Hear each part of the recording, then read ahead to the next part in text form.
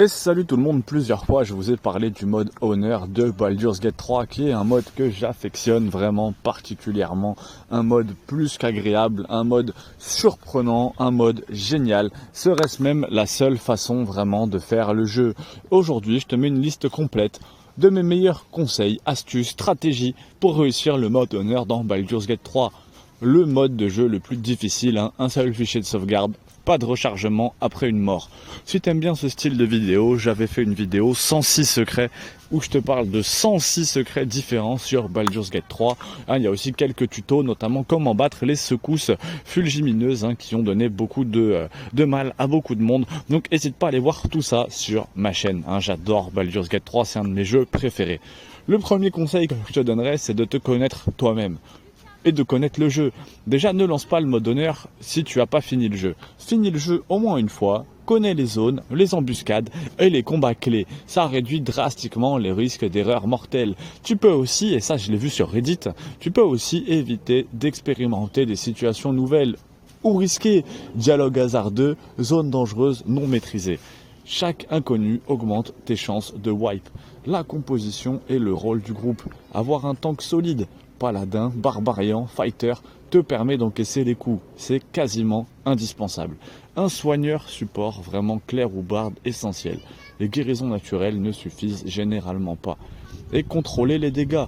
Un maître du contrôle, hold person, hypnonique pattern, est un DPS fort, facilite les combats difficiles. Un personnage aussi avec beaucoup de charisme t'aidera à éviter les combats entiers via certains dialogues. Donc déjà la composition de ton équipe. Un tank, un clerc, un DPS et un personnage à haut charisme pour les dialogues. Déjà ça va vraiment te simplifier la vie si tu appliques vraiment un soigneur.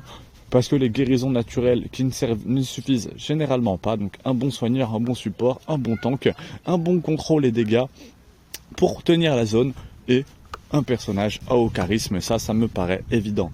Maîtrise aussi les ressources et les objets, les potions, les élixirs, les consommables, utilisés tôt et souvent, compense l'absence de rechargement en cas d'erreur. Chaque personnage peut porter au moins une potion d'invisibilité pour fuir les combats perdus. Exploite les fabrications d'alchimie et les scrolls puissants, Misty Step, Globe of Invulnerability, etc. Il y a des tonnes de vidéos sur internet pour t'expliquer comment exploiter l'alchimie sur Baldur's Gate 3. Et aussi la potion d'invisibilité qui te permet de fuir les combats perdus.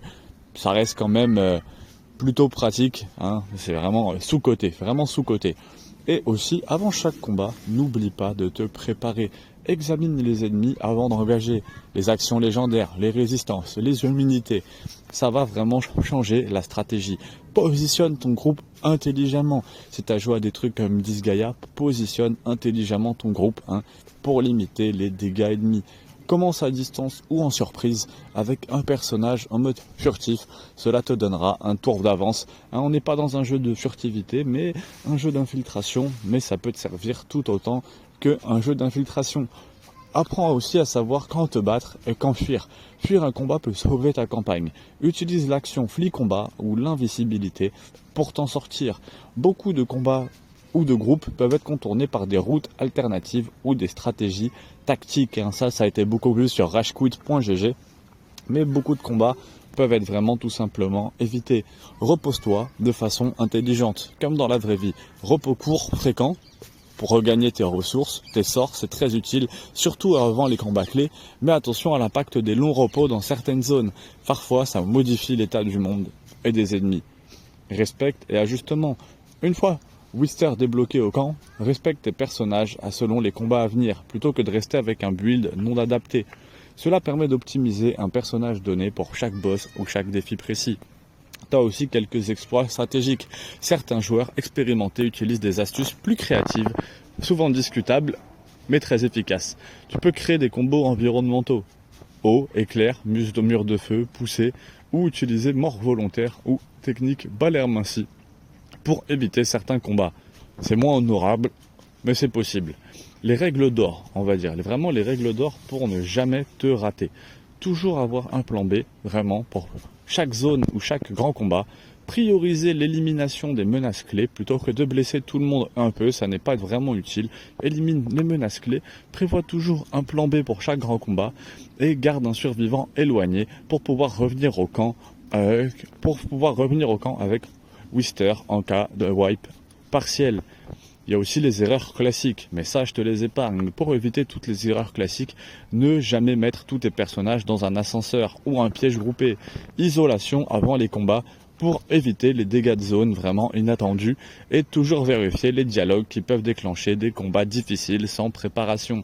C'est comme ça que je me suis fait avoir et c'est des killers de run. C'est comme ça que la plupart de mes runs du mode honneur ont été battus. J'ai même pas encore réussi à passer l'acte 1 en mode honneur. Mais ça ne serait tardé, hein. C'est vrai que pour l'instant c'est un peu compliqué de trouver du temps de jouer. Donc faites percer cette vidéo et je finirai le mode honneur acte 1 sur Baldur's Gate 3. Force à tous et à très vite. Si tu as besoin, dis-le moi. Si tu as besoin d'un niveau où tu bloques Underdark, acte 2, boss final, je peux t'élaborer une stratégie spécifique pour t'aider dans ce passage. C'était Rumix Life, j'espère vraiment que ça t'a plu et à très vite.